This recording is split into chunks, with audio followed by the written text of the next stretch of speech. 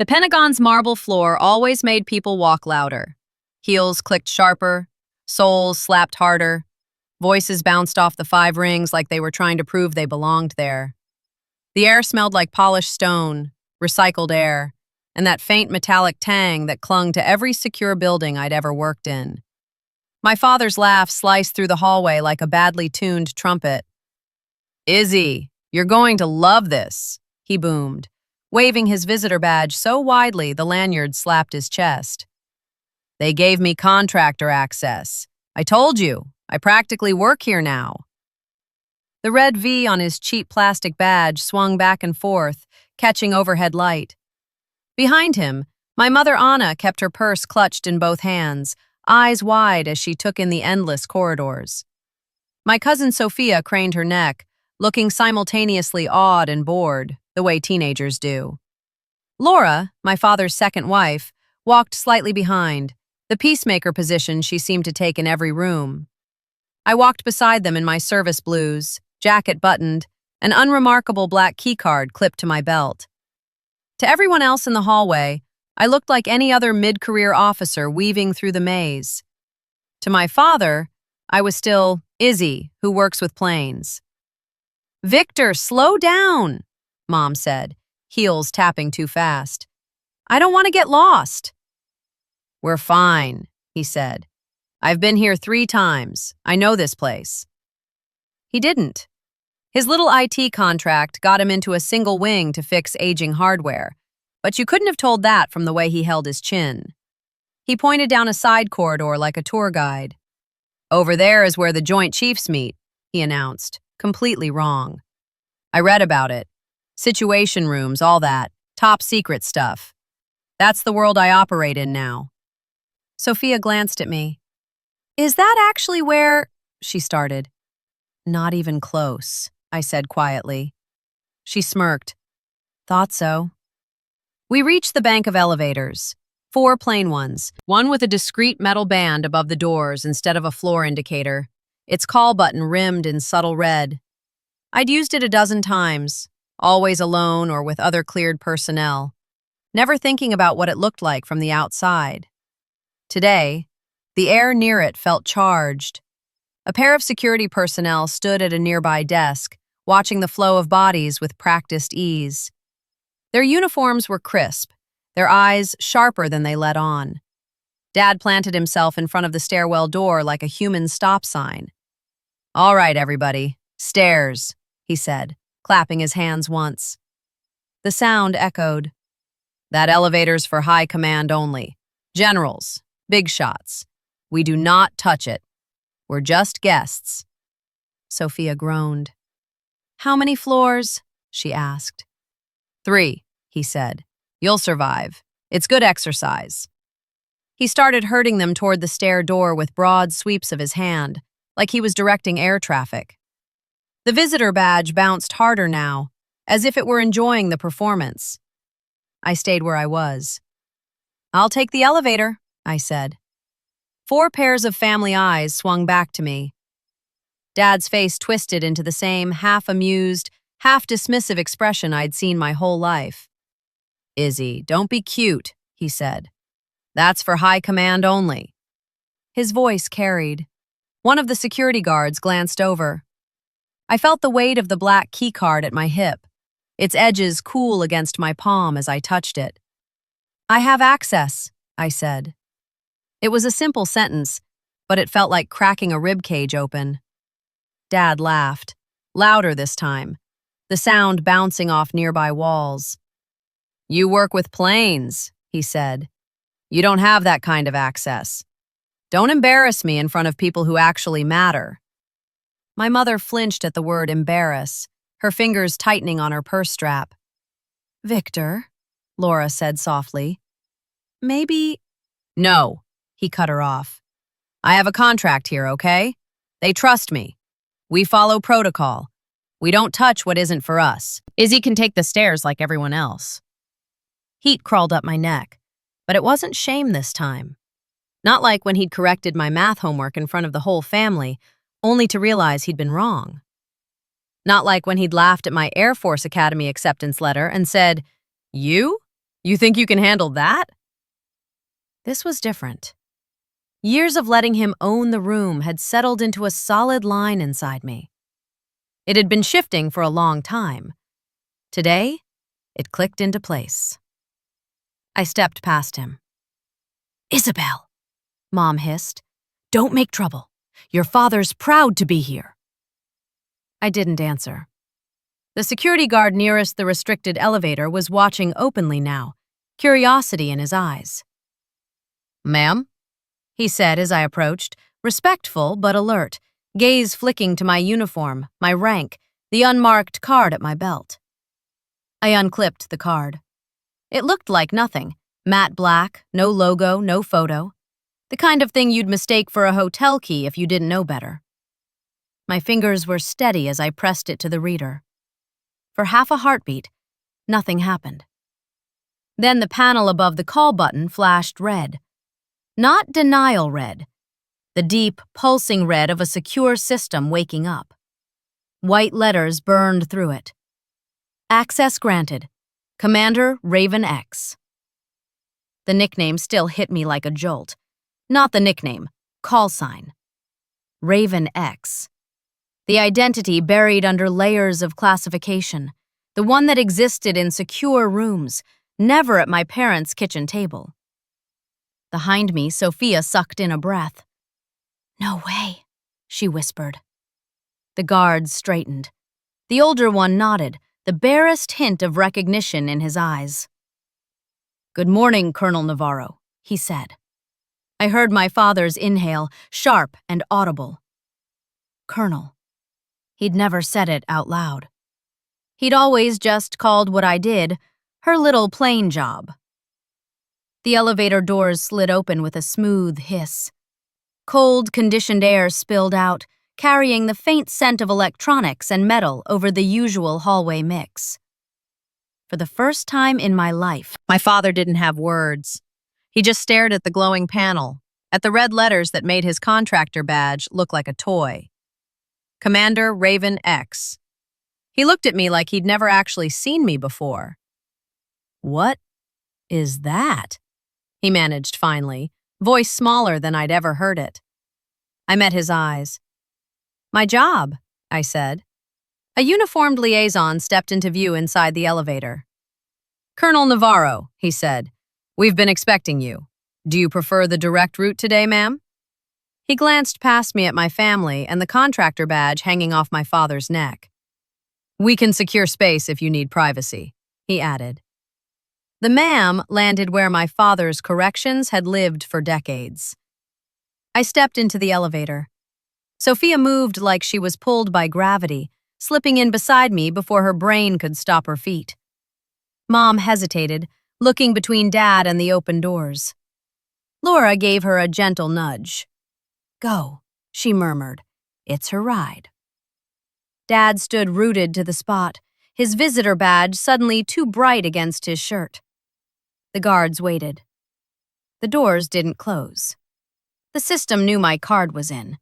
It also knew who controlled the space now. "Coming?" I asked him. His mouth opened. No lecture came out. He stepped in. The doors sighed shut behind us, sealing us into a small box full of humming electronics, recycled air, and a silence thicker than anything I'd heard in my father's presence. The elevator began to rise, smooth, efficient. On the control panel, floors they would never let a contractor touch lit up in sequence. Sophia stared at the glowing buttons, then at me. "Raven X?" she mouthed. "Colonel?" I felt my father's eyes on me, heavy and stunned, his contractor badge still swinging slightly with the motion. For once, I didn't rush to fill the silence. I just stood there, hand resting lightly on the black keycard at my hip, and let the system he respected more than any person do what I'd never done. Show him exactly who I was, without me having to raise my voice at all. Long before the Pentagon elevator learned my name, I learned how to disappear in my own kitchen. Our house growing up smelled like garlic, floor cleaner, and whatever mood my father brought home from work. The table was always set just so. Cutlery parallel, glasses aligned, because appearance is respect, as he liked to say. He never raised a hand. He didn't have to. He raised facts. Half-right ones. Loudly. Actually was his favorite word. It could turn any conversation into a spotlight on him. At 10, I learned that if I sat at the edge of the table, slightly back from the light, he talked right over me instead of at me. It felt like safety. "Izzy's so reliable," he'd say to relatives, patting my head without really looking. "She helps with everyone's homework. Good little helper." Reliable. Not brilliant. Not capable. Reliable. I fixed my cousin's laptops, installed antivirus on my uncle's dying machine, translated tech support into human English for the entire family. Dad took credit for all of it. "I taught her everything she knows," he'd brag. "She got that mind from me. I always had a knack for computers." He'd mispronounce half the terms and nobody would correct him. Except me. Once. I was 13, fingers stained with printer ink, cables tangled on the floor. Dad was explaining to Uncle Julio how defragging the Wi-Fi would make it faster. "Dad, that's not how," I started. He turned, smile tight. "Isabel," he said, voice soft enough to pass for kind. "You're interrupting." My cheeks burned. "I just meant—" He laid a hand on my shoulder, squeezed harder than necessary. "Don't embarrass me," he murmured, low enough that only I heard. "People look to me for answers. You can explain your version later." Your version. Like truth was optional. After that, I learned to redirect. If he said something wrong, I'd fix it later in private emails, quiet side conversations. I smoothed conflicts before they fully formed, patched his ego before it cracked visibly. I became the family's unofficial IT specialist, tutor, mediator. He became the guy who knew a guy for everything. When the Air Force Academy acceptance letter arrived, the envelope looked simple, white, official, no fanfare. My heartbeat pounded in my ears as I slid it open at the kitchen counter. The smell of last night's coffee clung to the air. Mom was wiping down the stove, the rhythmic squeak of the sponge steady. "Dear Ms. Navarro," I read, eyes skating down. "We are pleased to offer you an appointment." My chest expanded like I'd swallowed sunlight. "Mom," I said. "Mom, She turned, saw the letterhead, the crest. Her hand flew to her mouth. "Victor!" she called. "Come here!" He walked in with a dish towel slung over his shoulder, face already arranged in bored skepticism. "What now?" he said. I handed him the letter. He read it, eyes flicking back and forth, then chuckled. "The academy, huh?" he said. "You think you can handle that?" There it was. Not, "I'm proud of you." "Can you handle it?" Mom swatted his arm. "Don't say it like that," she hissed. "This is amazing." He shrugged. "It's impressive," he said. "Or it will be if she doesn't wash out. I mean, let's be honest. She's always been more helper than leader." Helper. Not future officer. I folded the letter carefully, my hands steadier than I felt. "I can handle it," I said. He smiled, the kind of smile I'd learned meant he didn't believe me, but enjoyed the idea of being right later. "We'll see," he said. "Don't get cocky." At the academy, nobody told me not to embarrass them. They told me not to quit.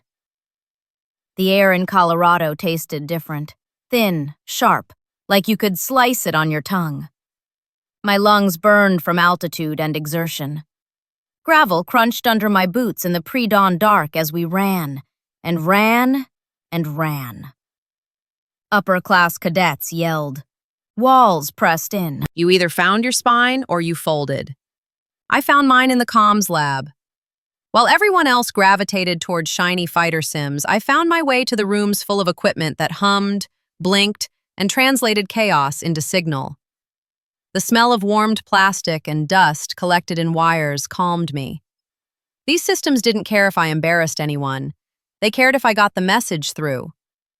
"Navarro, you're a ghost," one instructor said, watching me manage 3 channels at once during an exercise. "Barely hear you, but you're everywhere I need you to be." Ghost.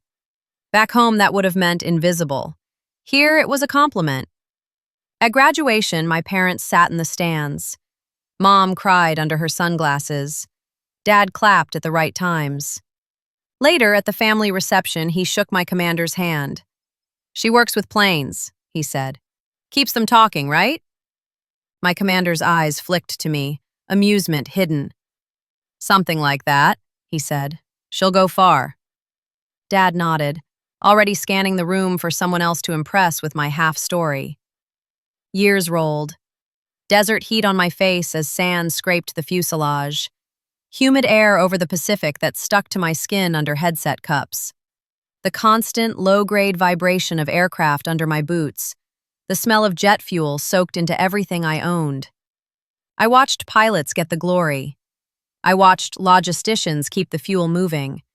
I watched comms failures almost cost lives, and solid communication save them. I got very good at moving information between people who thought they were the most important person in the room.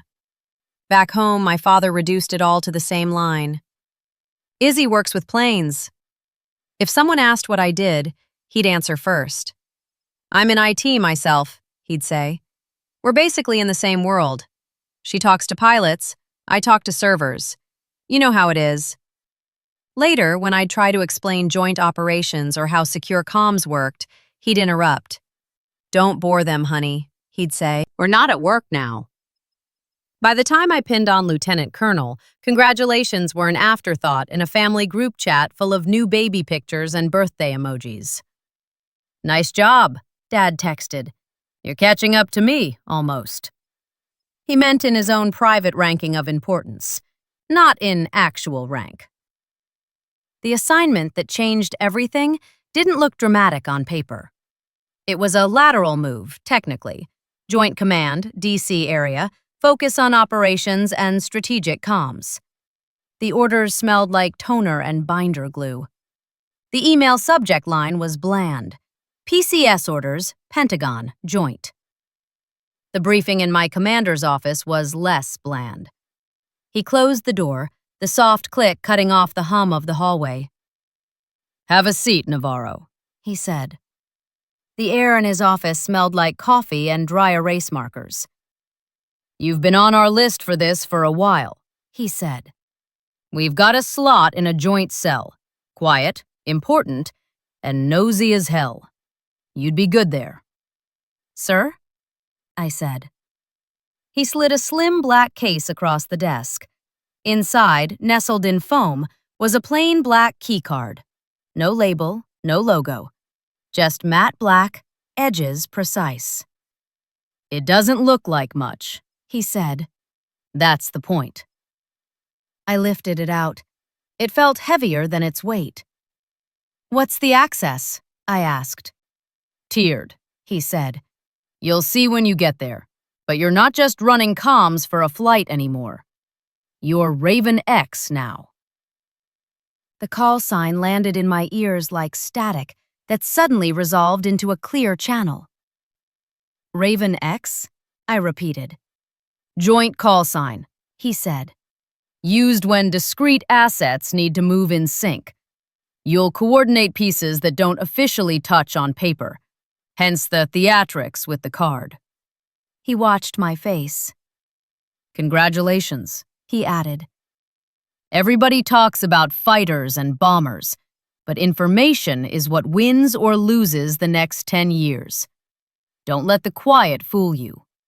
This is big." I turned the card over in my hand. In my mind's eye, I saw my father's face. lit by the glow of his cheap laptop as he bragged to relatives about his Pentagon work, while answering basic help desk tickets. If I told him this, he'd have a new line for every barbecue. He'd still say, "She works with planes." He'd just say it louder. A week before my report date, my phone buzzed during a late-night packing session. Dad. I answered, balancing the phone on my shoulder while folding uniforms that smelled faintly of base detergent. Hey, I said. Izzy, he boomed. Guess who just landed a Pentagon contract? I already knew. He'd posted about it on social media 3 hours earlier. A selfie with a visitor badge captioned, "Some of us get called into the big leagues." Congrats, I said. What's the scope? Oh, He said vague. IT stuff. Secure environments. They trust me with the good toys now. Listen, we're thinking of coming to DC next month. Make a family trip of it. I can get us all into the building, show you how things work. Show me. I stared at the half-packed box labeled, Books, Keep. That could be something, I said carefully. Great, he said. You can tag along. Maybe I'll introduce you to some people. Put in a word. There are probably some openings you could slide into. Good to have contacts. I'd spent 2 decades building the very network he thought he was offering. Instead of saying that, I bit the inside of my cheek until I tasted copper. Sure, Dad, I said. Send me the dates. After we hung up, I sat on the floor amid stacks of folded uniforms and unopened boxes. The black keycard lay next to my phone, its matte surface catching no light at all. I picked it up, pressed it between my palms like a worry stone.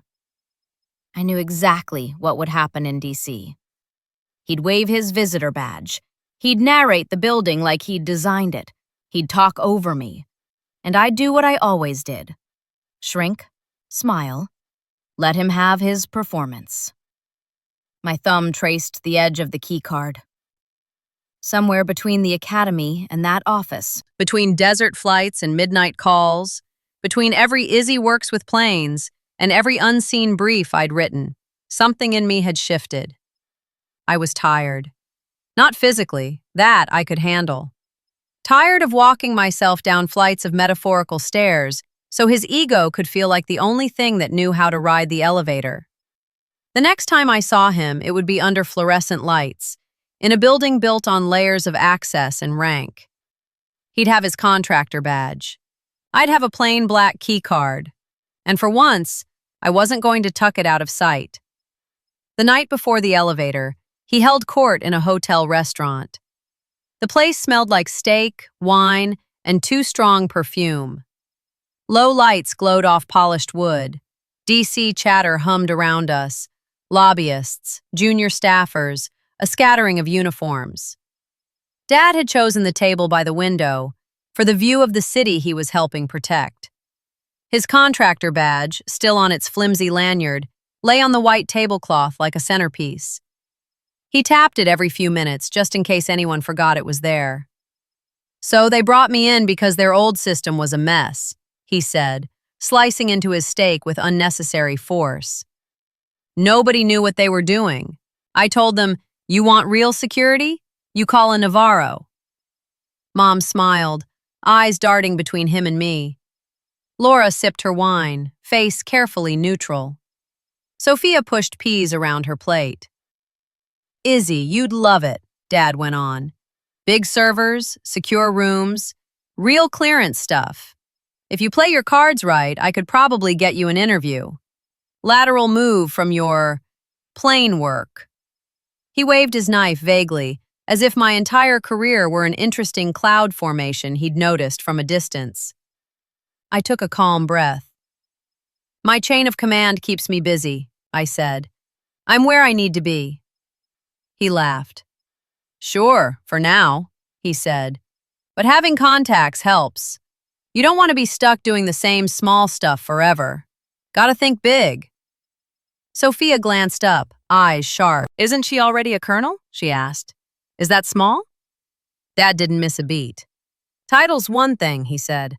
"Real influence is another. Trust me, kiddo. I know how this town works." He thought he did. He'd read articles, watched hearings on C-SPAN, skimmed jargon-laced blogs until he could string together enough acronyms to sound dangerous. He had no idea how many of those acronyms had crossed my desk years before he ever stepped inside the building. Mom touched my hand under the table, a quick squeeze. "He's proud of you," she murmured, "in his way." In his way had always meant I had to translate. After dinner, in the elevator back to our floors, Sophia bumped my shoulder. "Is he always like that?" she whispered. "With your job?" "Pretty much," I said. "I make the machine run. He thinks he is the machine." She huffed a quiet laugh. "If you ever want to tell him off," she said, "I'll bring popcorn." I smiled, but it felt thin. I didn't want a showdown. I just wanted to stop vanishing. The next morning, the Pentagon air felt different. Crisper, colder, more serious, even though the light outside was the same washed-out DC gray. We queued at the security checkpoint, the line snaking past a wall of dull, bulletproof glass. The smell of coffee from the guard desk mixed with copier toner and the faint tang of metal detectors heated by constant use. "Okay, everybody listen up," Dad said, puffing his chest. "This is federal property. No jokes, no photos, no wandering off. Follow my lead. I've done this." He hadn't done this. He'd been escorted to one wing with a visitor escort. Still, he spoke like the walls had been waiting for his return. The guard scanned his contractor badge. "Victor Navarro," he read. "IT support. Escort required in restricted areas." Dad grinned. "See?" he said over his shoulder. "They know me." When it was Mom's turn, the machine beeped politely. Visitor pass printed, laminated, handed over. Sophia giggled when her photo came out crooked. Laura's badge clipped on without fuss. When I stepped up in my blues, the guard's posture shifted almost imperceptibly. His eyes flicked to my rank, then to the ID I slid across, the one with the embedded chip. "Good morning, ma'am," he said. "You're pre-cleared. Just need a quick scan." The security gate hummed. A green light blinked. He turned to the second console, tapped a few keys, then opened a side gate instead of handing me a visitor badge. "Ma'am, you're all set," he said. "Access as usual." Dad frowned as I joined them on the other side, empty-handed.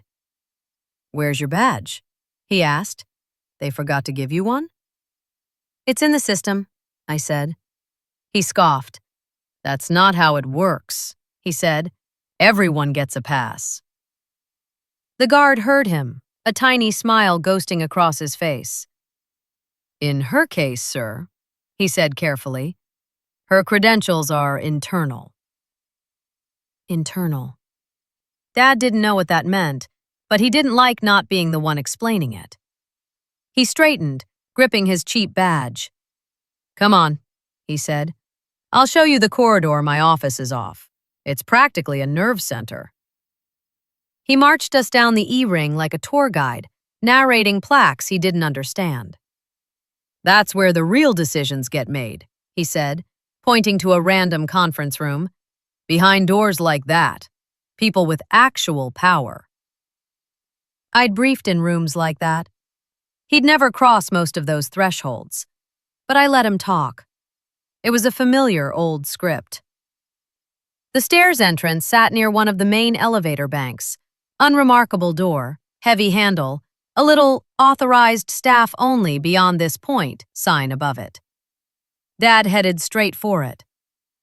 "All right, stairs," he said. "No elevator. That one," he pointed at the restricted car with the red-ringed button, "is high command only. My escort told me last time. Off limits. We take the honest way up." The honest way up? Sophia muttered. It's stairs, not confession. I smiled despite myself. I could have let it go. I could have followed them down the worn concrete steps, listening to Dad lecture about chain of command and protocol he didn't understand. I could have waited until they left town, then gone back to using the black elevator with people who already knew my call sign and didn't need it spelled out on a glowing panel. But something about watching him stand there, locking the stair door like a guardian of gates he didn't own, flipped the switch that part of me had been hovering over for years. He wasn't just minimizing me. He was trying to pull me back down to his level in the one place where the building itself knew exactly who I was. "I'll take the elevator," I heard myself say. I'd already lived this once, from the other side, earlier that morning. Now the scene replayed with the full weight of context behind it. His contractor badge, my keycard, years of "don't embarrass me" ringing in my ears.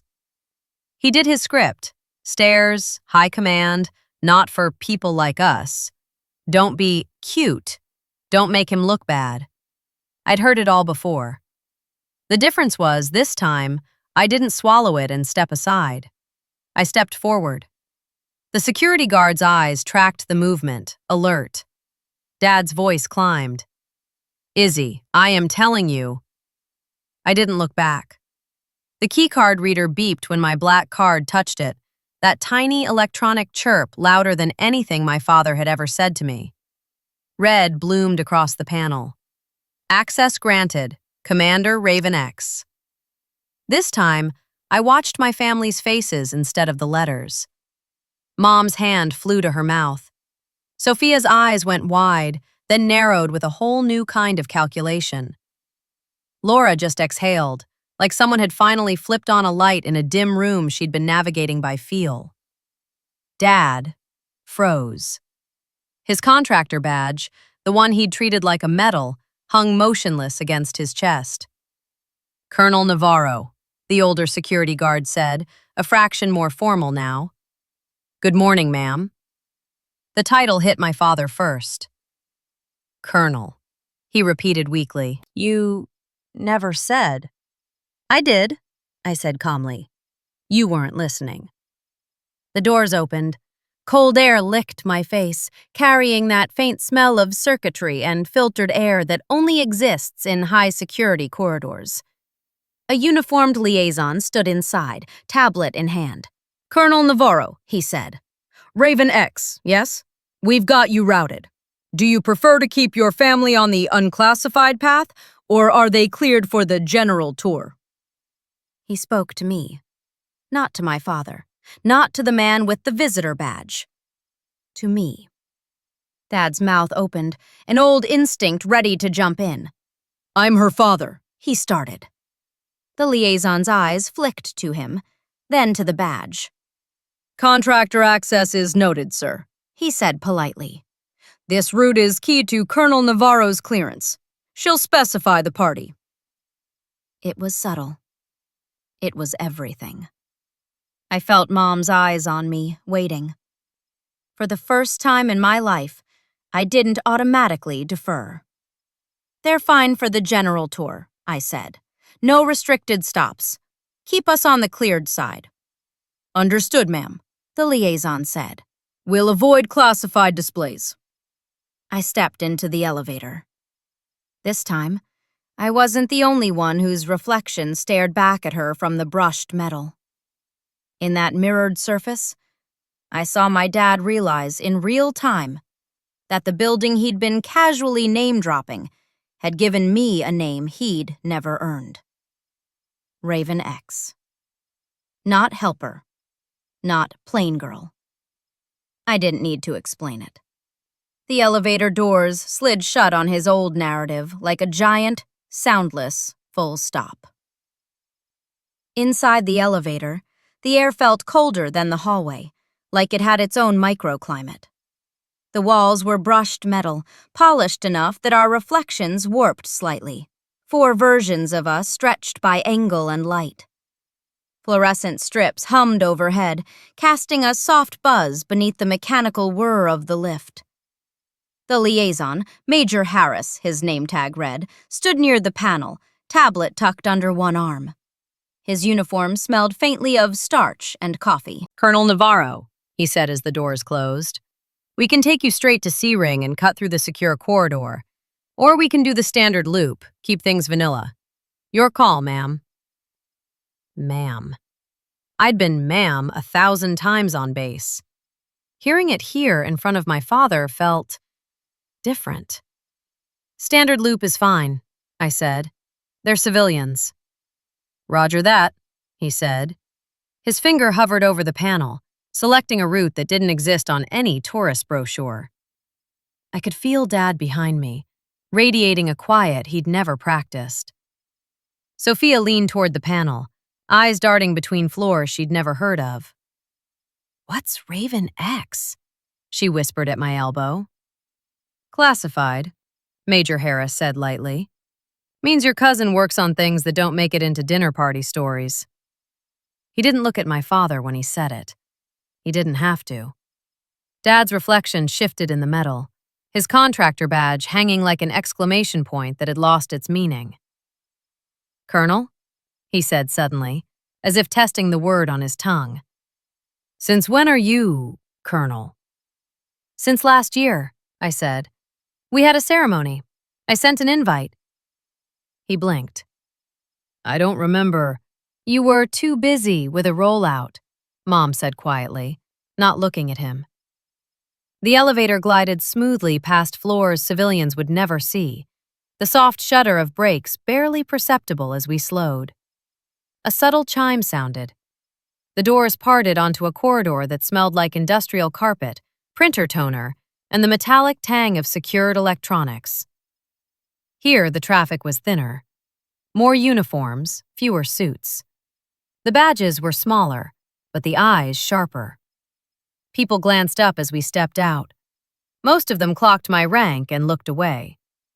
A few noticed the liaison and the fact that we'd arrived in that elevator and nodded with curiosity. Who's she?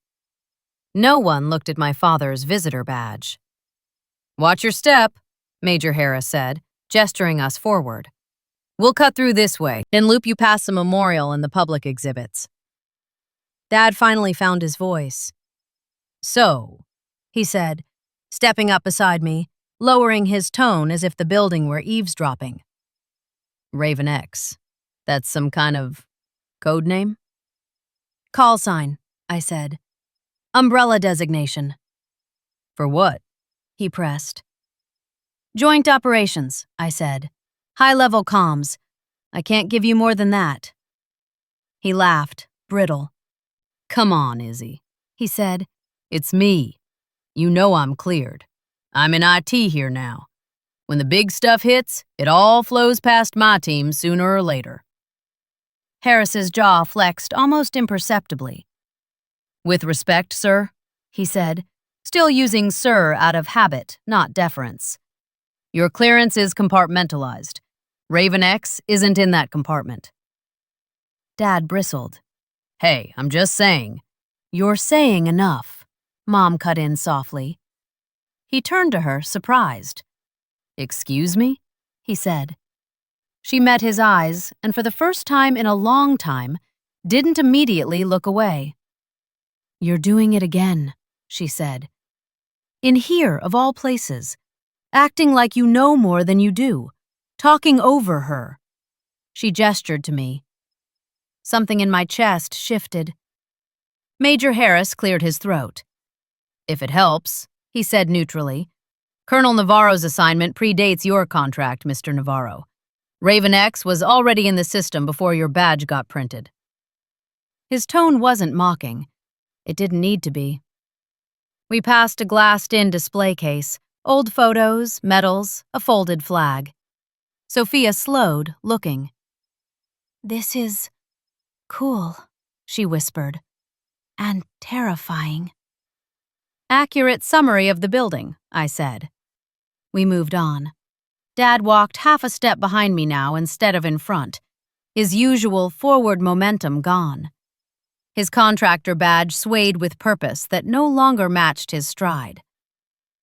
"So you Coordinated that thing in the Gulf last year? Sophia asked quietly, referencing a headline that had briefly set the news cycle on fire before vanishing into the usual churn. I coordinated a lot of things, I said. Some made the news. Most didn't. Wow, she breathed. Dad swallowed. You never told us, he said, that it was like this. I shrugged. Every time I tried, I said, you told me not to bore people. That landed like a slap he couldn't pretend was accidental.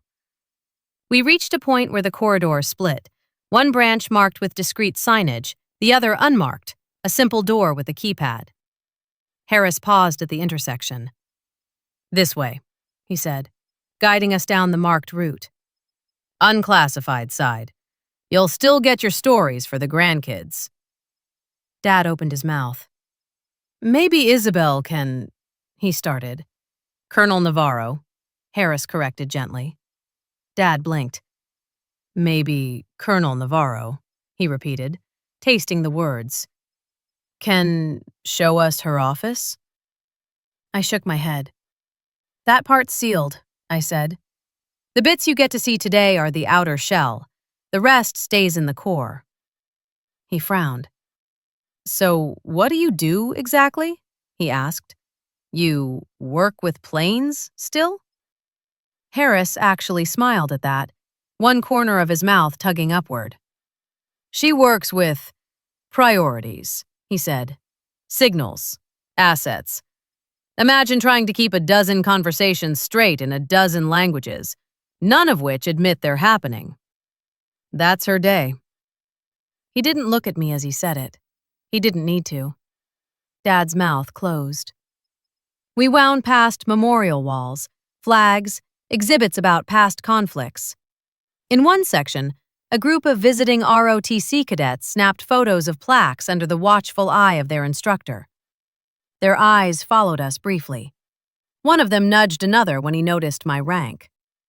Ma'am, he said as we passed, almost reflex. I nodded. Carry on, cadet, I said. Dad watched that too, the automatic respect, the way the kids straightened just a hair. In the small cafe off the corridor, the smell of burnt coffee and reheated sandwiches hit us. We took a break. Sophia grabbed a bottled water, eyes still scanning everything like she wanted to memorize it. This is not what I expected, she said, sliding into a chair. I thought it would be all war rooms and shouting, not quiet hallways and very polite people who could probably erase me with a keyboard. That's why people like her are here, Harris said, nodding toward me as he checked something on his tablet. To keep the shouting from turning into something worse. Dad stirred his coffee, staring into the swirl. You know, he said, voice lower than usual. I've been telling people for months that I work at the Pentagon. He made air quotes around work, half mocking himself. I thought that meant something, he continued. A contractor badge, a few cleared rooms, felt like a big deal. It is, I said. What you do matters. Keeping systems running matters. He looked up, surprised at the concession. But, he prompted. But it doesn't make you this, I said, tapping my keycard lightly against the table. He flinched slightly at the sound. For you, this is a story, I said. A place to drop into conversation. For me, it's Tuesday. It's another day of making sure other people's decisions don't get lost on the way to the people who have to carry them out. He sat back. You're saying I've been playing at it, he said. And you've been doing it. Sophia glanced between us. Laura sipped her tea, silent but present. I met his gaze. I'm saying I stopped needing you to introduce me to this world a long time ago, I said. You just never noticed. For a moment, he looked like he might argue. Then he didn't. Harris checked his watch. We should wrap the loop, he said. Got about 20 minutes before we have to clear for another group. The rest of the tour passed in a blur of plaques and polished floors. Every time someone said, "Ma'am," or "Colonel" in passing, I saw my father flinch slightly, like a car skipping over a deep pothole he hadn't known was there. When we finally exited back through security into sunlight, DC's humid air hit us like a warm, wet towel. Outside, the Pentagon looked less intimidating. A big, Oddly shaped office complex, with tourists snapping pictures near the memorial. Dad squinted against the light. "I need a cigarette," he muttered, even though he hadn't smoked in 10 years. Mom touched his arm. "Victor," she said carefully, "are you okay?" He nodded once, too fast. "Fine," he said. "Just processing." He looked at me, really looked, like he was trying to reconcile the daughter who'd fixed his printers with the officer who'd just had a secure elevator light up a call sign he'd never heard before. "You made me look foolish in there," he said finally. There it was. Not "you surprised me," not "you impressed me." You made me look foolish. Old patterns clenched around my spine, urging me to apologize, to soften, to say I hadn't meant to. The black keycard was cool against my palm. "I didn't make you do anything," I said quietly. "You assumed I didn't belong in any space you didn't control." The building disagreed. Harris gave the tiniest nod beside us, then cleared his throat.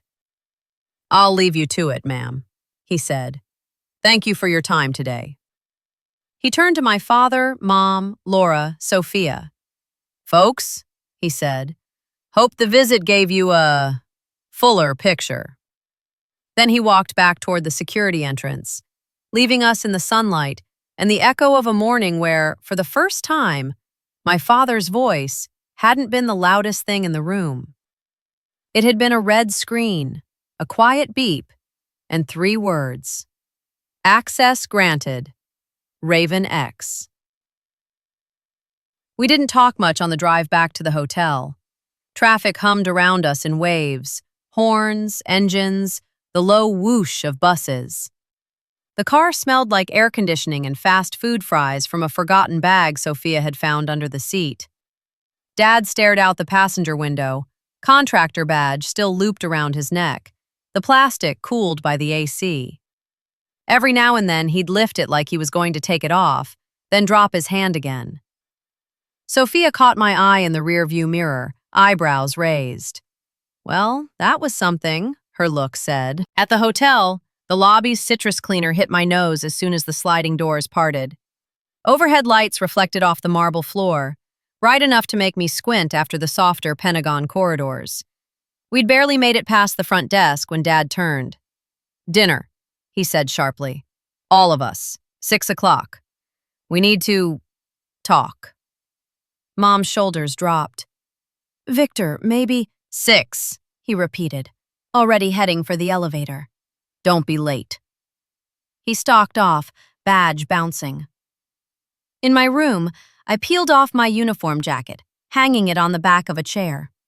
The fabric still held a faint trace of the Pentagon's cool air. My undershirt clung to my skin. My shoulders ached where tension had sat all morning. I considered bailing on dinner, just texting, "I'm wiped, maybe tomorrow," and letting him stew alone in his bruised pride. But part of standing my ground meant not dodging the hard conversations either. So at 6, I was in the same hotel restaurant, the same smell of steak and wine spilling from the open kitchen. He didn't bother with menu pleasantries this time. "You made me look stupid," he said, before we'd even sat down. His voice wasn't a boom now. It was tight, compressed, like he was holding something bigger back. I pulled out my chair, the legs scraping softly on the polished floor.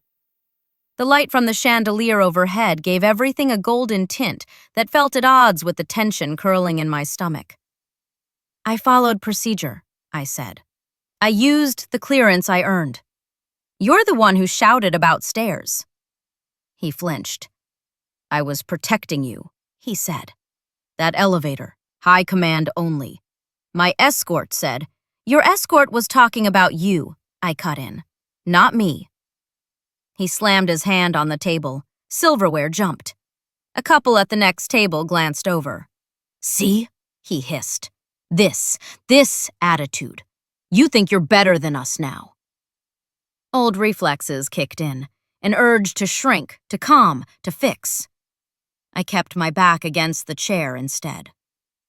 No, I said. I think I've been better than you give me credit for a very long time. Today is just the first time you've had to notice. He scoffed. You embarrassed me in front of security, he said. In front of your colleague, making a show of that card, of that name. Dad, Sophia said softly. She didn't type access granted herself. The system already knew. He ignored her. I brought my family there, he pressed on. I was proud. I wanted to show them where I work, and then you stole your spotlight, I finished. By existing? He opened his mouth, closed it. Mom reached out, fingers brushing his forearm.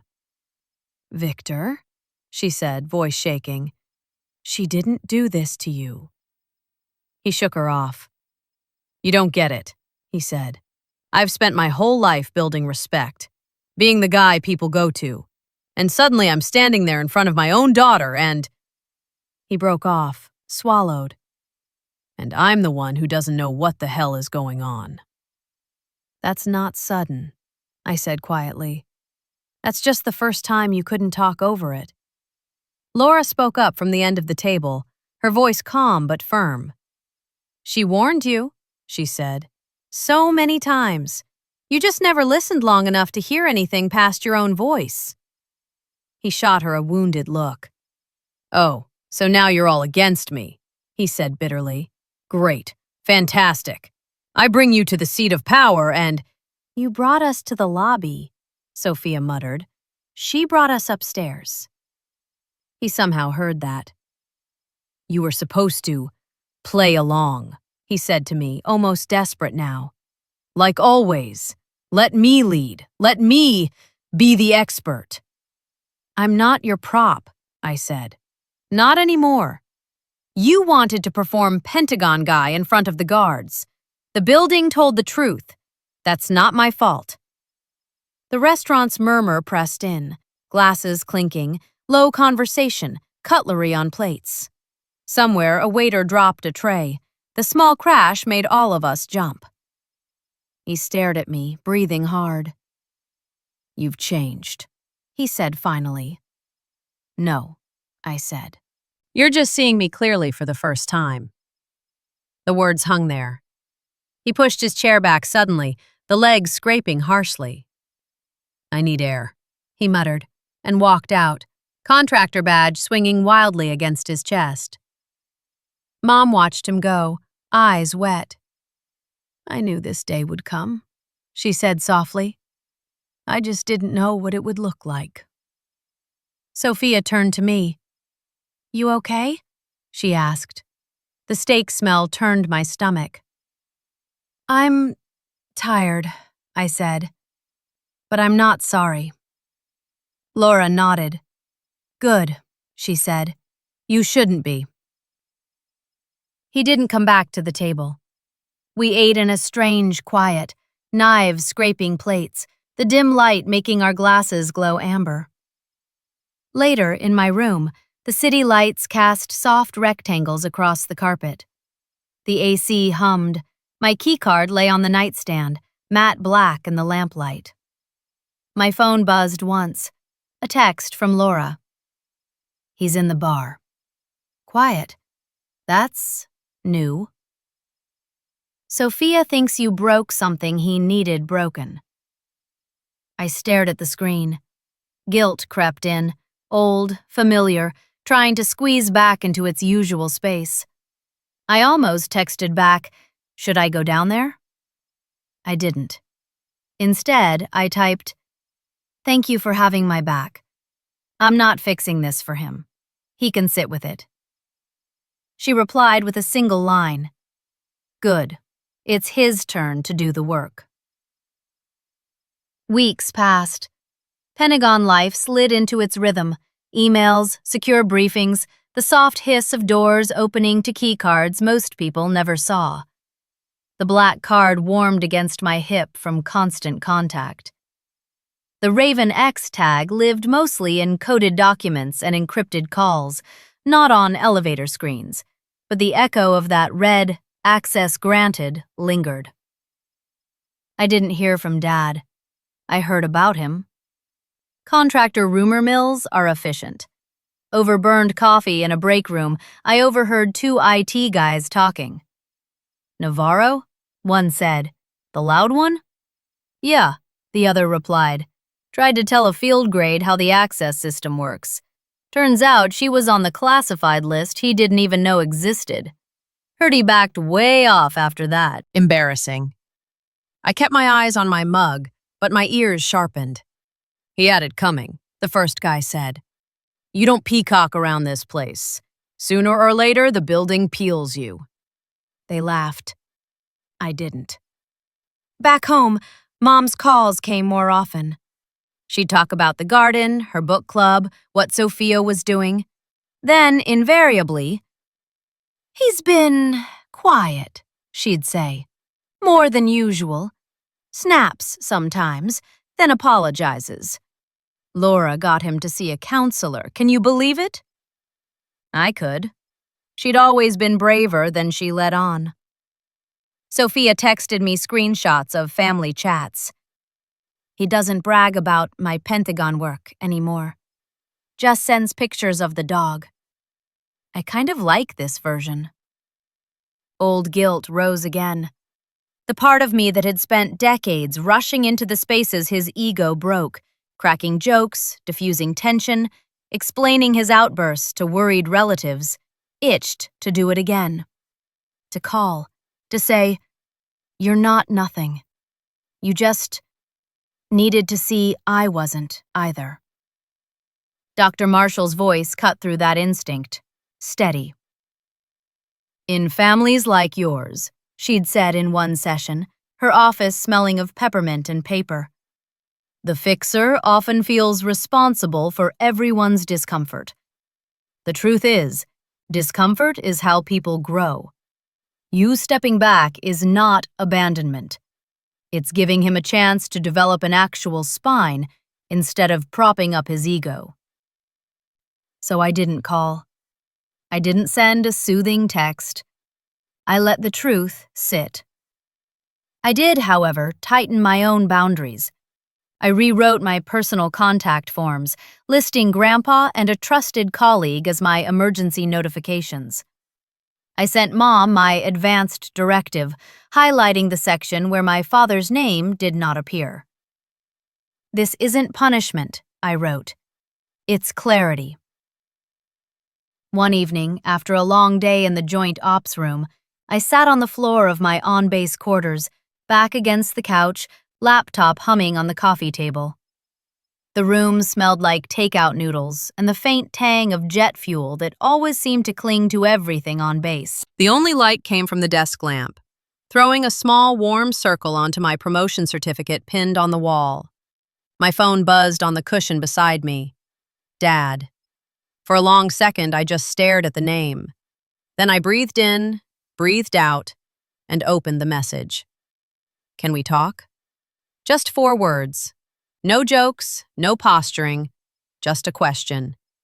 I didn't answer right away.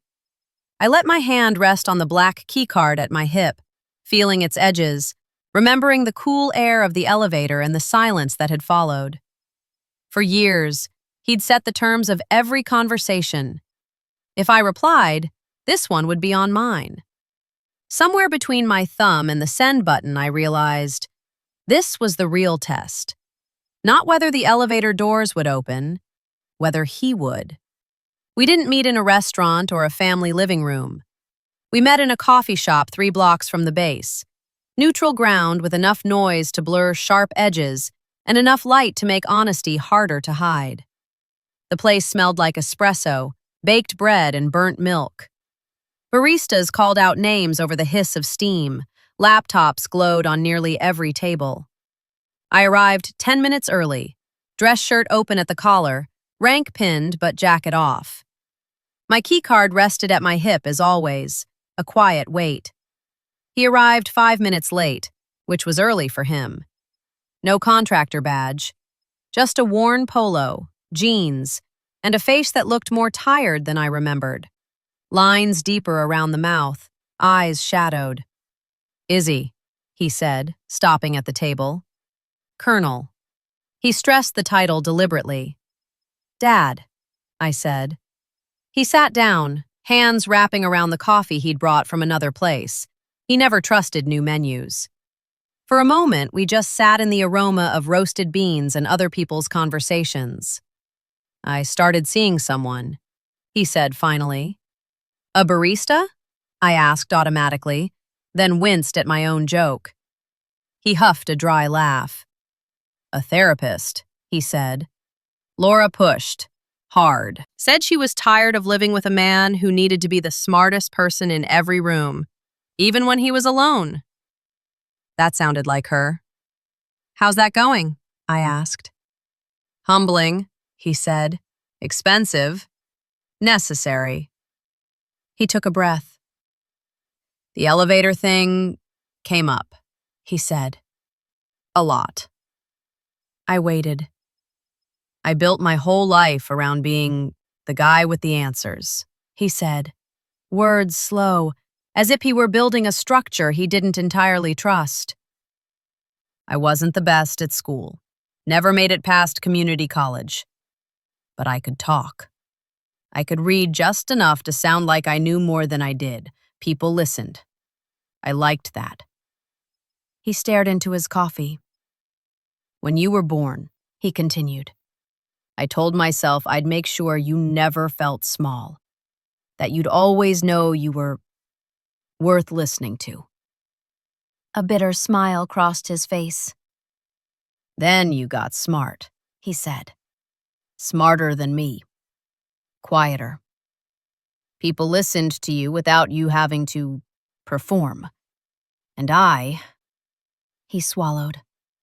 I didn't know how to handle that." "You made me smaller," I said softly. "To keep myself from feeling like nothing," he admitted. "Yeah." The admission was a weight dropped between us. He rubbed his thumb along the cup lid. "I'd tell myself I was protecting you," he said. "Correcting you so others wouldn't. Making sure you didn't get ahead of yourself.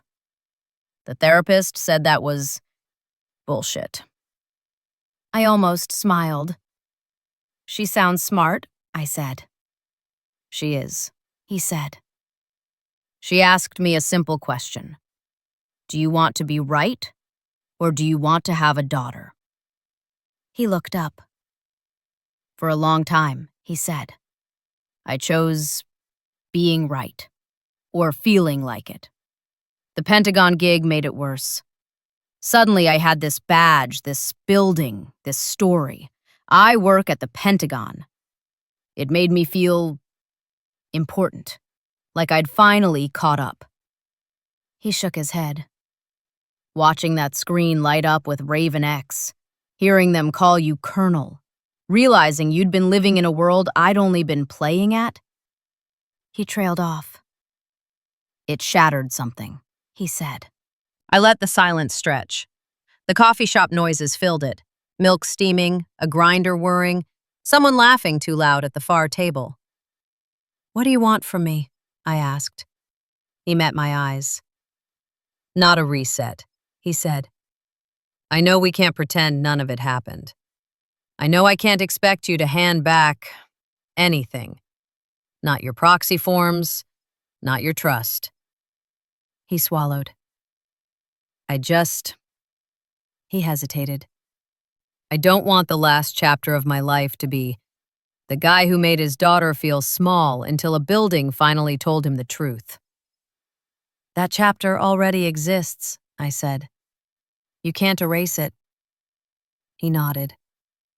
I know, he said. I want a chance to write different ones after it, if you're willing to let me. Old me would have jumped at that, rushed to say yes, smoothed his guilt. New me sat with it. I need you to understand what that actually means, I said. For me. I'm listening, he said. Really listening for once. I took a breath. Respect, I said, means you don't decide how big I'm allowed to be in any room. Ever again. If someone asks what I do, you don't answer for me. If you get a detail wrong and I correct you, you don't hiss, don't embarrass me. You say, she knows better than I do. And then you shut up. He winced but didn't argue. It means, I continued, you don't accuse me of making you look stupid when reality contradicts the story you like telling about yourself. If the truth makes you feel small, that's not my work to patch. That's yours, with your therapist, your mirror, your God, whoever. He nodded slowly. It means, I said, voice steady, you're not in my emergency chain anymore. Not by accident, not by assumption. You gave up that seat when you didn't pick up the phone. If that makes you feel less like a father, you sit with that. You don't ask me to make you feel better about it. His eyes were bright now. Okay, he said quietly. And it means, I added, that if you slip, and you will, because this is 30 years of habit, you don't get defensive when I call it out. You say, you're right, I'm sorry, I'll do better. Not, you're overreacting. Not, can this wait, I'm busy. The words hung between us, heavy with their history. He flinched like I'd slapped him. Every night, he said, voice rough. I hear that call. You, the bed, the noise. Me saying that. I'd give anything to unsay it. You can't, I said. That's the point. He nodded, jaw working. I know, he said. I don't expect you to forgive it. I barely do. I just want the chance to be useful to you in ways that aren't about my ego. I eyed him. What does that look like in your mind? I asked. He gave a humorless laugh. I don't know, he said. Car rides from airports, carrying boxes when you move, sitting in the audience at your promotion instead of talking about it like it's my achievement. He sighed.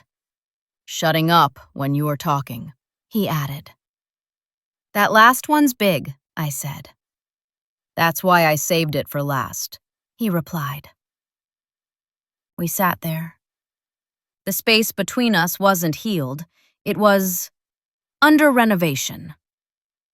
I'm not promising a clean slate, I said. I can't.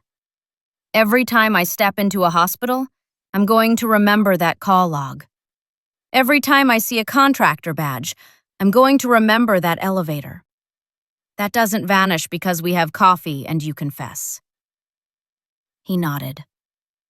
I'm not asking for a clean slate, he said. Just a shot at being in the next chapter. As a background character, even. I can live with that. I thought of my younger self at the kitchen table, shrinking so his stories fit. I thought of the elevator panel, red and sure. Access granted. Commander Raven X.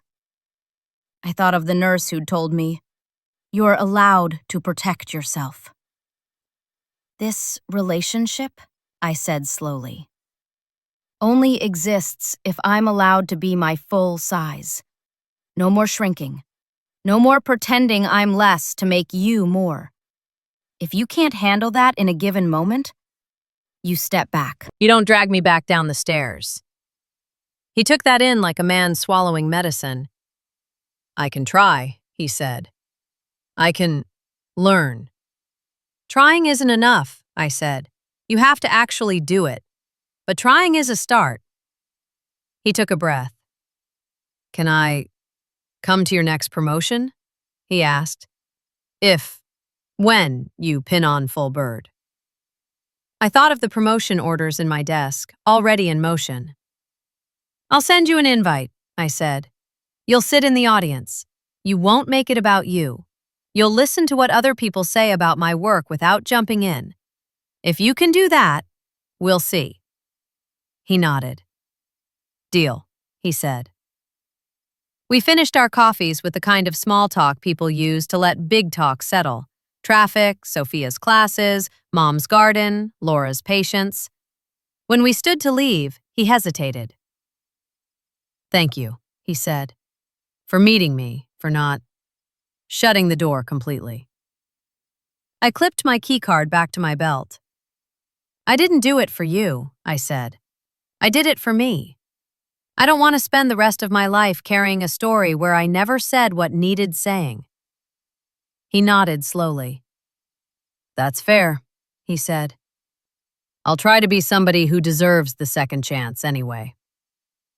As he walked out into the afternoon glare, no badge around his neck, I realized the loudest thing about him now wasn't his voice. It was the silence where his old arrogance had been.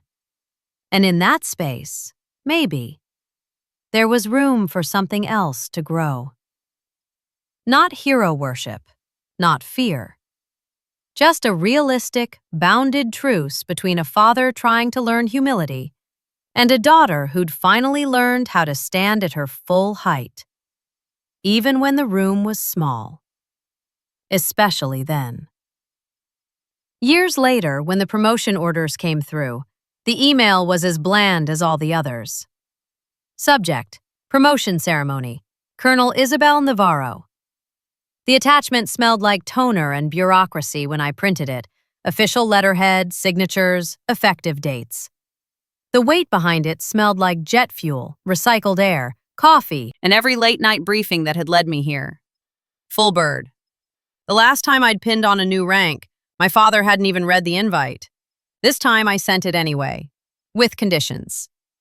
Ceremony is at 1000, Pentagon Auditorium. If you come as a guest, not the main act. No speeches, no badges, no interruptions. He replied within an hour. Understood. Just grateful to be in the room. The morning of the ceremony, the Pentagon halls buzzed with a different kind of energy. Families in their best clothes, kids fidgeting, uniforms pressed within an inch of their life.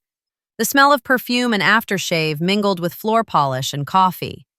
On the small stage in the auditorium, flags stood at attention.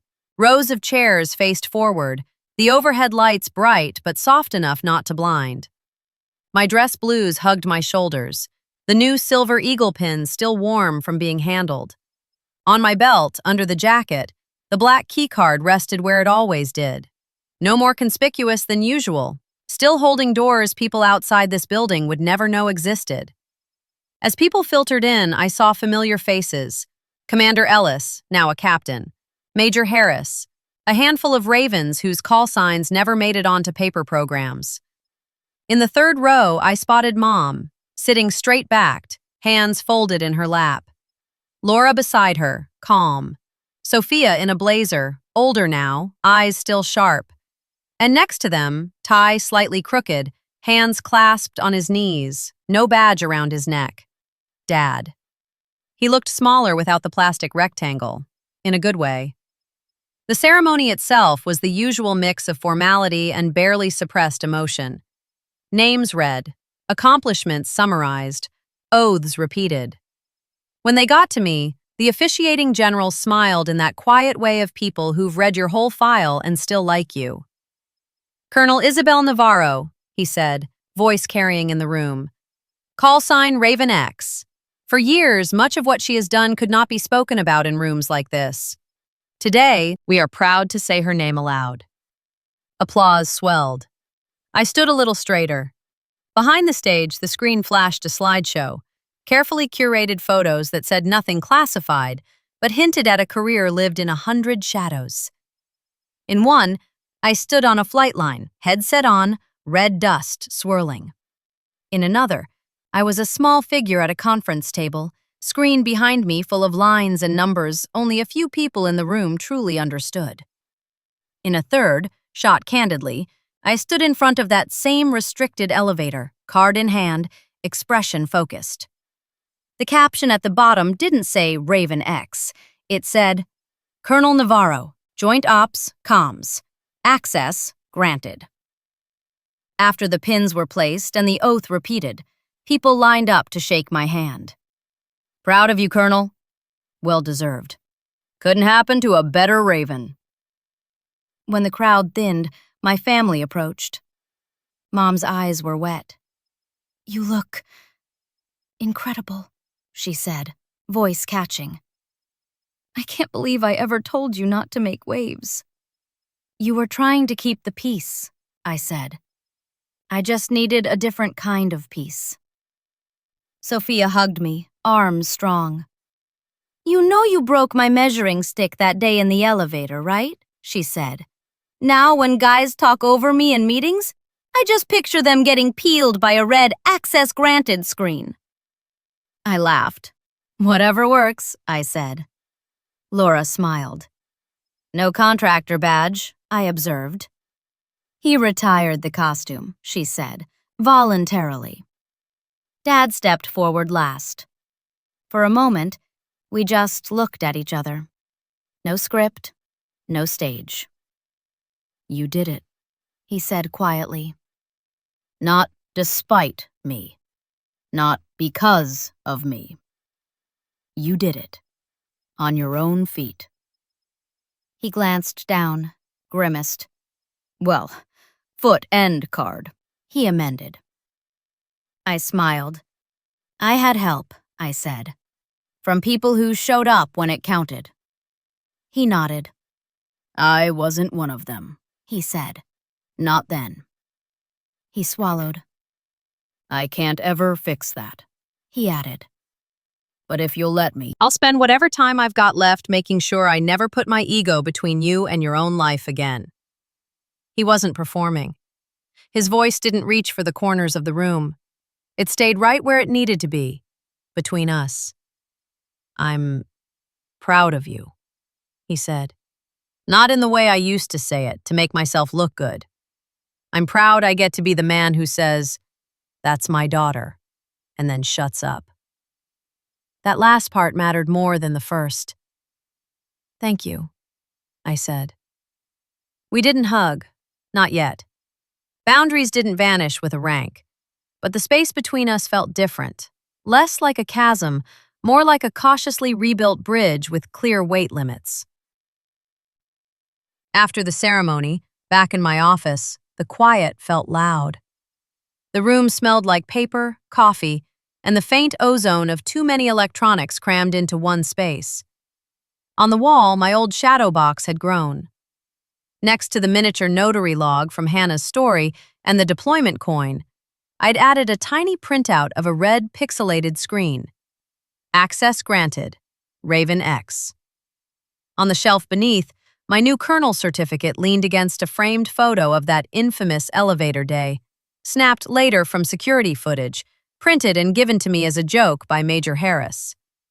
In it, I stood with my hand on the key card, the panel glowing, my father in the background mid-sentence, mouth half open. The caption Harris had scrawled beneath made me snort the first time I saw it. When the building says what you never did. Now I saw something else in that image too. Not just a daughter finally seen. A man being given his first real chance to shut up and listen. I sat down at my desk. The chair creaked familiarly. Outside, the hallway hummed with footsteps, the soft buzz of a place where people were always moving information from one level to another. I ran my thumb along the edge of my keycard. My father had spent a lifetime demanding respect he hadn't earned, filling rooms with his voice so he wouldn't have to hear his own insecurities. I'd spent a lifetime shrinking, translating, smoothing, existing at three-quarter size so he wouldn't feel threatened. All it took was one elevator ride, one red screen, one quiet refusal to go back down the stairs, to show both of us who I really was. The victory wasn't that he'd been humbled. It was that I'd finally chosen to stand at my full height and let the systems I served reflect the truth I'd been carrying all along. People can talk over your story for years. They can reduce it down to, "She works with planes," wrap it in their own ego, tell it at parties like a funny anecdote. What they can't do, what they will never outrank, is the reality of who you've become when nobody's looking. You don't need to shout. You don't need to argue. Sometimes, all you have to do is swipe your own card, step into the space you've earned, and let the doors open. Dignity doesn't raise its voice. It just swipes the card and lets the doors open.